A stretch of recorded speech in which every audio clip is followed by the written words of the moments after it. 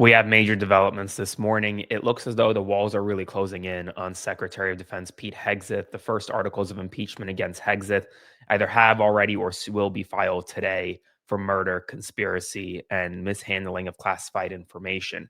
It's a very big day on Capitol Hill today. I was on Capitol Hill yesterday. I'm going to be speaking with members of Congress today because Republicans and Democrats, there is bipartisan opposition to what Hegseth is doing at the Secretary's office in the Pentagon right now, and you need to know about it. So make sure to like, comment, share, and subscribe. Consider subscribing to my Substack by clicking the link below, because this is important. This morning, the first articles of impeachment will be introduced against Pete Hegseth, the Secretary of Defense. These articles of impeachment concern murder, conspiracy to commit murder, and then also the mishandling of classified information as it relates to Signalgate. Now, I'm going to throw a little cold water on the articles of impeachment. They will be filed by Sri Thanadar, a Democrat from Michigan. It's unclear how much support they have. Now, a number of Democrats would likely support impeaching Hegseth if they had the majority in the House of Representatives. But the truth is, Republicans control the House of Representatives, and therefore they control the agenda.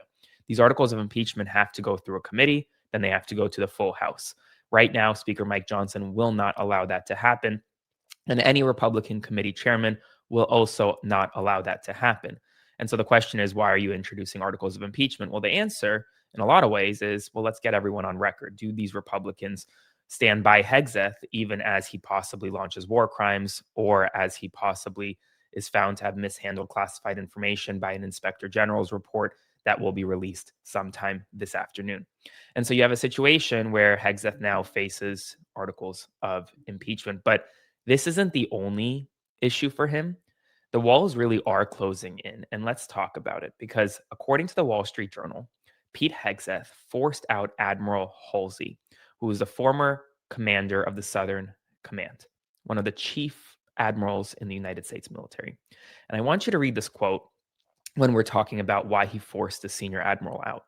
"You're either on the team or you're not," Hegseth told Halsey. "When you get an order, you move out fast and don't ask questions." This is a direct report from the Wall Street Journal overnight, and it's pretty stunning to say the least. Halsey was responsible for overseeing the strikes in the Southern Caribbean, overseeing really everything that was happening in Southcom. He was forced out 2 months ago in mid-October. He voiced significant opposition to the strikes in the Southern Caribbean, saying that they likely violate the laws of war, they likely violate international law, and he was forced out by the Secretary of Defense because apparently when Halsey got an order, he didn't move out fast, and he did ask questions. And while Hegseth's saying when you get an order, you move out fast and don't ask questions, that to me tells me that Hegseth wants complete loyalty from his secretary, from his admirals, from those under him. But the problem is, complete loyalty does not include war crimes. And even Newsmax, a host of Newsmax, is now saying that Hegseth should be prosecuted. No pleasure to say what I'm about to say because I worked with Pete Hegseth for 7 or 8 years at Fox News. This is an act of a war crime, ordering survivors who the law requires be rescued instead to be murdered. There's absolutely no legal basis for it. Everybody along the line who did it, from the Secretary of Defense to the Admiral to the people who actually pulled the trigger, should be prosecuted for a war crime for killing these two people. And who would? Everyone should be prosecuted for a war crime for killing those two people. Now, the Pentagon has a new explanation now for what happened. This is according to the New York Times. Before the Trump administration began attacking people suspected of smuggling drugs at sea, Hegseth approved of contingency plans for what to do if an initial strike left survivors. The military would attempt to rescue survivors who appeared to be helpless, shipwrecked, and out of what the administration considered a fight. But it would try to kill them if they took what the United States deemed to be a hostile action, like communicating with suspected cartel members. So here's the thing. You have to talk about what is a threat to the United States of America. A threat to the United States of America, if you have two men clinging to the side of a boat who could theoretically possibly get onto some kind of wreckage and find a phone in the middle of the ocean and call cartel members, that is a step too far. And when you look at the definition of a shipwrecked person do not include combatant personnel engaged in seaborne attacks who are proceeding ashore unless they are clearly in distress and require assistance. They qualify as shipwrecked persons only if they have ceased all active combat activity. When they are clinging to the side of a boat that is on fire, flames, they are, by definition, shipwrecked. And so Hegseth's order, according to the New York Times, actually lives in that gray area at this point. It's no longer just a clear everything was fine. It could have been a war crime. It really could have been. The order in and of itself could have been a war crime.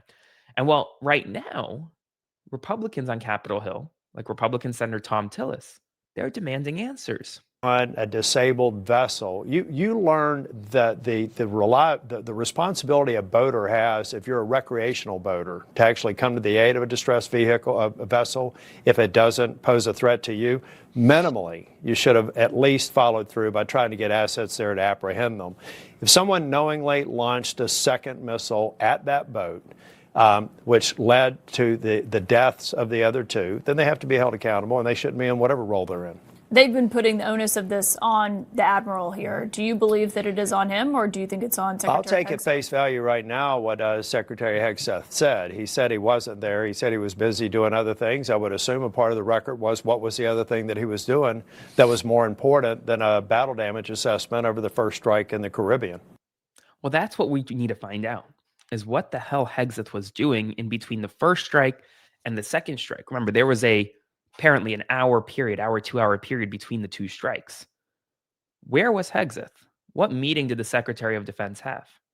Now, right now, we got an old video of Hegseth saying that anyone who commits violations of laws of war should be held accountable. And it's a very timely video for people to see today.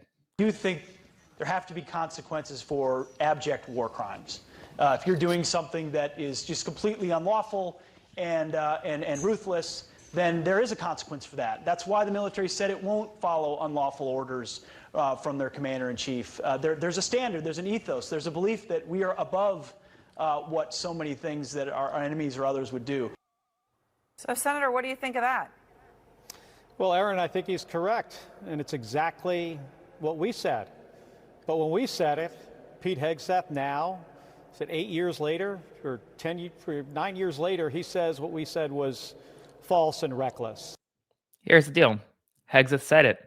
He said that abject war crimes should be punished. And the truth is, that is the truth. Those who commit abject war crimes should be held accountable. Republicans, Democrats, Independents agree. Whether Pete Hegseth ordered a war crime is what people are asking right now on Capitol Hill. And while Hegseth, he's facing major, major possible consequences as the walls are closing in, whether it's via impeachment or removal through the Trump administration. Like, comment, share, and subscribe, and I will have more updates for you soon.